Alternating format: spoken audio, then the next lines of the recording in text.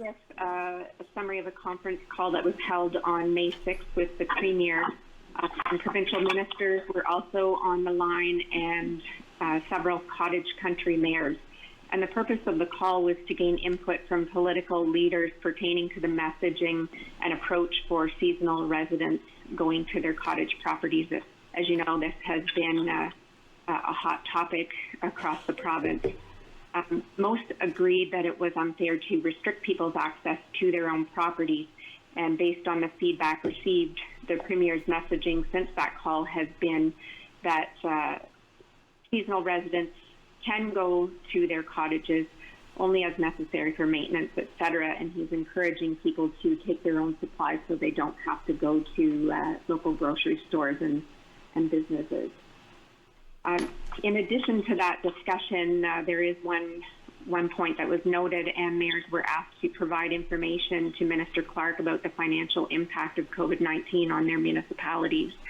So I think following our Treasurer's report this evening, we could have Mayor Eadie communicate that to Minister Clark on our behalf.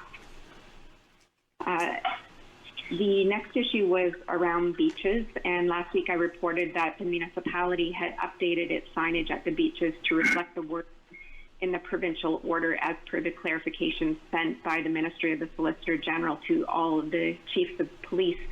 And we did so because we were getting so many inquiries from the public about the inconsistency between our enforcement approach and the signage. This has been an issue, and again, this sort of ambiguity that we see in a lot of the provincial orders does create a lot of angst with regard to how we enforce such things. So we did have a call with Dr. Era on Friday, and it also included officials from Grey County as well as our normal call with the Bruce County officials. And the beach access was the topic, and it's been an area of concern. And the Bruce and Grey mayors did have a consensus to request that Dr. Era issue an order closing beaches. And Dr. Era is seeking a legal opinion, or he has sought a legal opinion regarding the enforcement of such an order, and he is going to be conferring with the local police detachments on this issue, so that we don't have this sort of inconsistency of approach between enforcement and what the regulations are saying. So we could expect to see an order be issued as early as mid this week. You will have noticed that there is starting to be a gradual reopening of things. The Ontario government is opening provincial parks and conservation reserves for limited day use access, with the first areas opening today and the remaining areas opening on Friday. And at this time, recreational activities are limited to walking, hiking, biking, and bird watching. And day visitors will also be able to access all parks and conservation reserves for free until the end of the month. There was also some communication around allowing non-essential retail stores to open for curbside pickup as of today.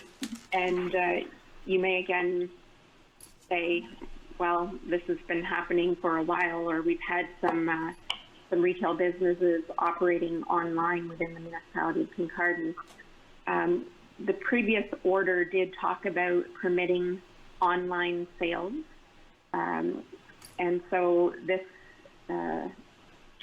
does allow all non-essential retail stores to do curbside pickup. Again, it's very difficult. Some of these things are very difficult to interpret. We see garden centers and nurseries were allowed to reopen as of May 8th, and hardware stores and safety supply stores could reopen on May 10th. And those stores must follow the same public health measures as grocery stores and pharmacies do, such as physical distancing and offering contactless payments and sanitizing surfaces. Ontario has also extended its emergency orders to the end of May, and that includes the public ban, or the ban on public gatherings of more than 5 people, and closures of bars, and restaurants except for takeout. Library, theaters, and concert venues, as well as outdoor amenities such as playgrounds and most child care centers, still remain closed. The Waste Management Center opened today, so it will be open on Mondays, Tuesdays, and Thursdays from 9 a.m. to 3 p.m. and on Saturdays from 8 a.m. to 12 p.m. There are certain restrictions in place, such as limiting the number of vehicles allowed, and I would encourage everybody to check our website for a full list of the requirements. We will be monitoring at the entrance and exit gates and controlling permissions and really trying to discourage any of those, the collection of items that are to be put out at the curbside collection and recycling. So compost and yard waste disposal sites are still operating, and we're strongly encouraging residents to use those during this time as well, to limit the number of people going to the landfill site. So further to the Treasurer's report on the financial implications of COVID-19, I think there will be a significant amount of discussion with regard to that report, and we will be providing a confidential report to Council regarding staffing on May 20th that could relate to more confidential information and specific positions, and allow Council to have some discussion about that. So that is the extent of my report. I'd be happy to take questions, and I know Councillor Ropel did ask for an update from the Fire Chief regarding the burn ban as well. Good evening, Mayor Beattie and members of Council. Just an update on the fire ban. Currently, the municipality, the ban is still in effect for open burning and recreational. And the other municipalities within the county, they all are still keeping the ban in effect. Provincially, the fire zone bans are still in effect.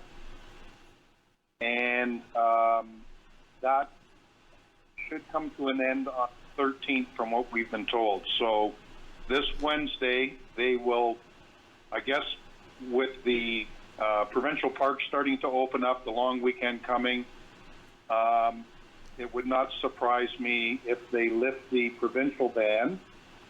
But in saying that, in the municipality of Kincardine right now, last week I authorized several agricultural type open burning. There were several farmers that needed to get their crops in, and one other individual that if it had been left, it probably would have harmed some of his livestock. So we're doing it on a case-by-case for the agricultural sector. And this Thursday, the county-wide chiefs are meeting at 1 o'clock. And from the emails that I've seen over the weekend, I would believe everybody is prepared to start to lift the ban. So, but I won't know that for sure until Thursday. But my gut feeling is that that's the direction we're going to start going now.